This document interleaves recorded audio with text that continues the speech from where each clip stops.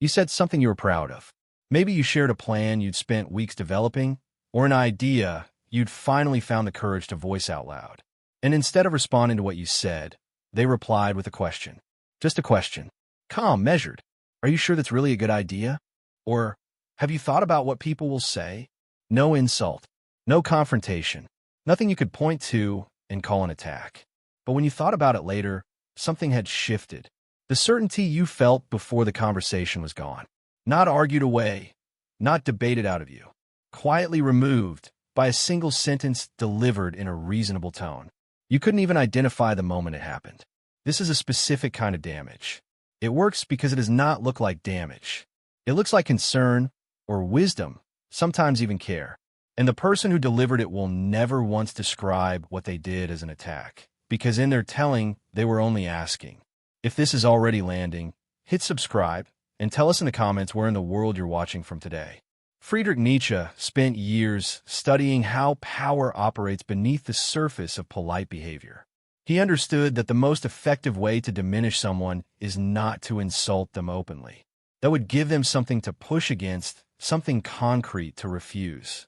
The more efficient method is to install doubt before they act, to make them feel that the problem is their own judgment, not the person holding the question.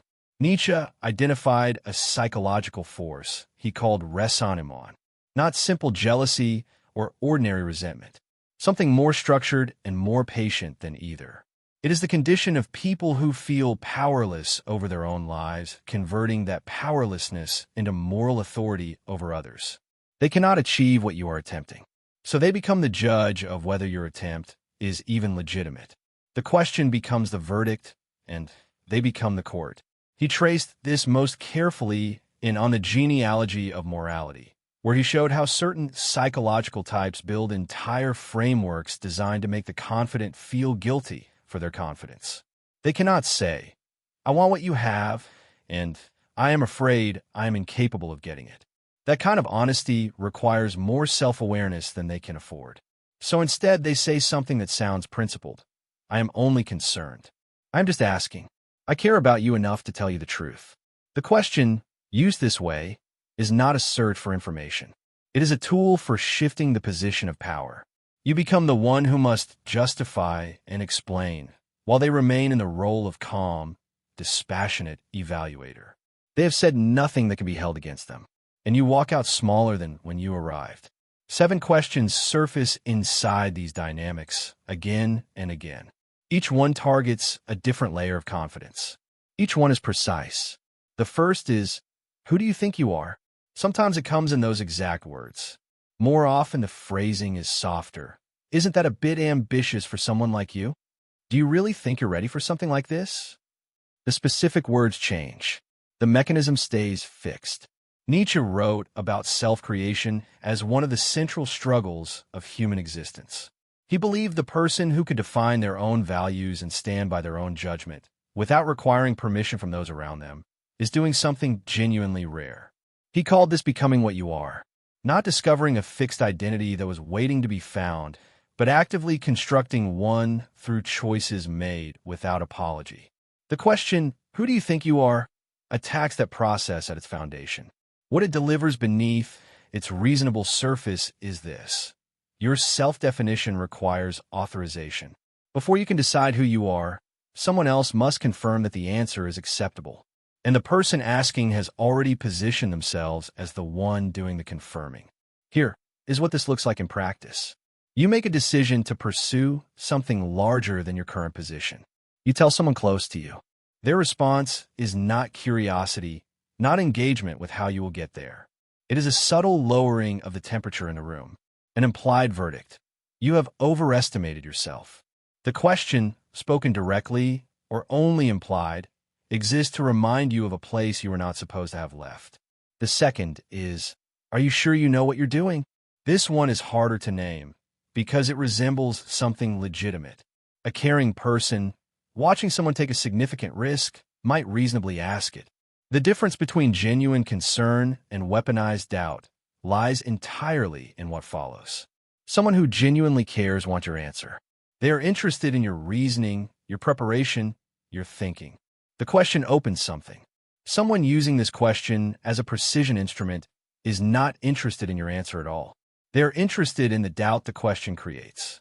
They ask, and then watch you scramble to justify yourself. The more thoroughly you explain, the more it appears you needed to. You've already lost the exchange before you spoke. Nietzsche observed in Beyond Good and Evil that genuine power does not always announce itself through force. Often it operates through something quieter, the ability to set the terms by which things are evaluated.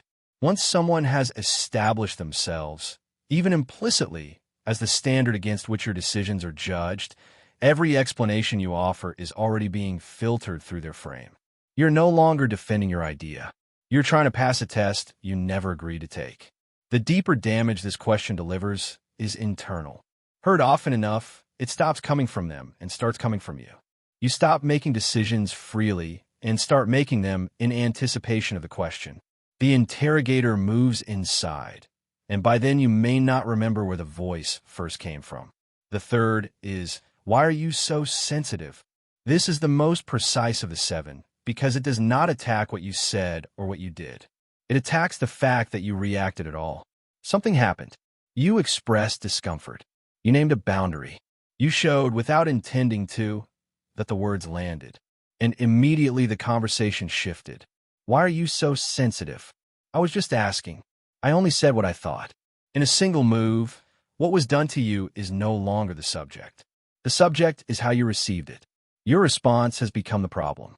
Your feelings are now evidence of your defectiveness, not information about what occurred. Nietzsche analyzed the type he called the ascetic priest in On the Genealogy of Morality. He was not describing a specifically religious figure, but a psychological pattern. The person who consolidates power by making others feel that their suffering originates inside themselves. Not that you are in pain because of what was done to you, but that you are in pain because of what you are. The cause gets relocated, and the person doing the relocating is the same one who delivered the original wound. Why are you so sensitive? Operates through this exact logic. It does not need evidence. It only needs you to accept one premise, that your emotional response is a character flaw rather than information. Once that premise takes hold, you stop trusting your own reactions.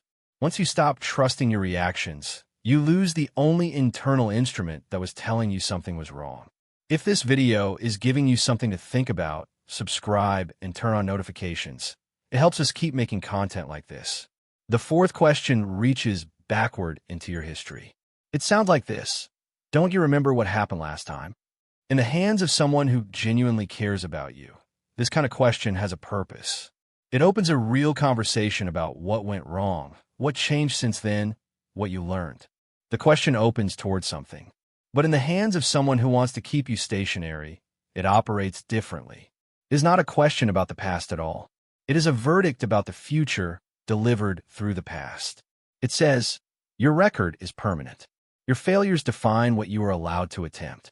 And I am the keeper of that record. Nietzsche, in On the Uses and Disadvantages of History for Life, described what happens to a person who is buried under the weight of their own history. He called it the condition of the man who cannot forget, not because forgetting is impossible, but because something around him keeps forcing the past back into view. The person who asks, don't you remember what happened last time, is that force. They are not helping you learn from the past. They are ensuring you cannot leave it.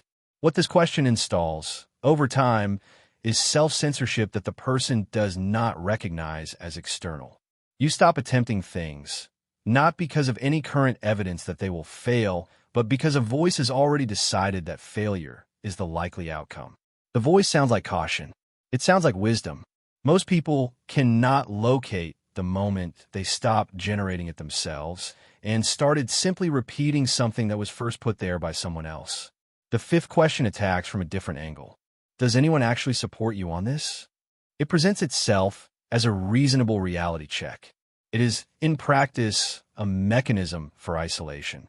Nietzsche understood that the human need for genuine recognition is real. He was not dismissive of it. He simply observed that this need, when unguarded, becomes a precise point of vulnerability. If you require the agreement of the people around you before you trust your own judgment, then whoever controls the social environment controls your decisions. The question, does anyone actually support you, invites you to count your endorsers and find them insufficient. Once you are counting, you have already accepted that the count is what matters. The cruelest version of this question comes from someone who has quietly seeded doubt in the people around you over months before asking it. They have made small remarks, left careful suggestions, shaped how others perceive what you're doing. Then they ask, with sincere bewilderment, why nobody seems enthusiastic about your plans. The sixth question is that really realistic? Nietzsche had a particular impatience with the idea that sobriety is the same thing as wisdom. In Thus Spoke Zarathustra, he described the spirit that must transform itself before genuine creation becomes possible. It must first become capable of refusing the accumulated voices that have appointed themselves as the arbiters of what is achievable. Is that realistic? Is exactly such a voice. It wears the mask of maturity. What it actually is the position of a person who has settled and who has a specific interest in keeping your estimate of what is possible close to their own. Realistic, in practice, means consistent with outcomes that have already been observed for people who seem similar to you. It is a statistical claim disguised as insight, and it is delivered almost exclusively by people who would be made uncomfortable by your success, because your success would make their caution visible for what it is. The seventh question is the most disorienting. It comes after everything else. After the doubt has been installed, after your history has been used against you, after your support has been questioned and your ambitions called delusional. When you finally push back and try to name what is happening, the question arrives, why do you always make everything about you? It is a complete inversion. You have been the subject of the conversation throughout. Your confidence, your decisions, your reactions have all been the target. And now, when you attempt to name that fact, the move happens with precision. Your self-defense becomes the aggression, your clarity becomes the problem, and the person who has spent the conversation dismantling you presents themselves as the wrong party. You are left with two options, both damaging. Stay silent and absorb it, or speak and appear to confirm what they have just accused you of. Nietzsche analyzed this pattern in his account of what he called the inversion of values. He observed that certain psychological types protect themselves by transforming their own aggression into a grievance, so that whatever resists them can be framed as the original wound. This is not always conscious strategy. In most cases, it is not. The person asking, why do you always make everything about you, often sincerely believes the problem is your ego. The sincerity is precisely what makes the question so difficult to refuse. You cannot refute a belief held without awareness. You can only stop allowing it to rewrite the record of what happened. Nietzsche's answer to all 7 of these questions is not what most people expect. He does not offer a technique for managing the people who ask them. He is not interested in that level of problem. His answer operates at a different depth. He argued, across multiple works, that the person who can be destroyed by a question is a person whose confidence was borrowed to begin with. Not meaning borrowed from that particular individual, but borrowed in a structural sense. Built outward from the approval of others, rather than inward from a developed and tested relationship with one's own values. A confidence that requires external validation to remain standing is not confidence. It is a performance. And performances collapse the moment the audience withdraws. The shift he points toward is not a decision to be tougher, or less affected, or more dismissive of criticism. That kind of armor is its own weakness. The shift is more fundamental. It is the move from a self whose stability depends on how it is perceived by others to a self whose stability comes from its relationship to its own choices and commitments. He called this the will to power, not in the sense of domination over others, but in the sense of authority over one's own direction. This does not make you invulnerable to these questions. It changes what the questions can reach. When someone asks, "Are you sure you know what you're doing?" and your self-evaluation does not run through their judgment to arrive at an answer, the question lands differently, not as an attack you must defend against, as information about the person asking. Their discomfort is now legible. Their stake in your doubt is visible, and visibility, Nietzsche understood, is the beginning of real power. He was not optimistic in the simple sense. He did not believe that clarity makes things easy. He believed it makes things honest. And honesty about what is happening is the only condition under which something can actually change. You will recognize these questions again. Now that you can name them, you will hear the shape of them even when the words vary. Someone will frame an observation as concern. Someone will offer feedback that only moves in one direction. Someone will position your ambition as a symptom. And for a moment, the old machinery will try to start. The calculation, the self-justification, the shrinking. Nietzsche's instruction was not to feel nothing in that moment. It was to notice where the pull originates, and to see whether the voice belongs to a person who has any actual stake in your life, or to someone who only has a stake in your staying where you are. The person who knows the difference between those two things is already harder to diminish. Not immune to pain, not beyond being hurt, but harder to diminish, which is the only thing that matters. That is the real question these 7 were never about. Not whether you are qualified, or prepared, or realistic, or too sensitive, or self-absorbed. The real question, the one underneath all 7, is whether your judgment about your own life requires anyone else's signature to stand. Nietzsche spent his career arguing that it does not. Most people spend their lives believing it does. The distance between those two positions is not a matter of personality. It is a decision made quietly and then made again. Thank you for watching. More videos are on your screen now, and if you haven't already, subscribe. We'll see you in the next one.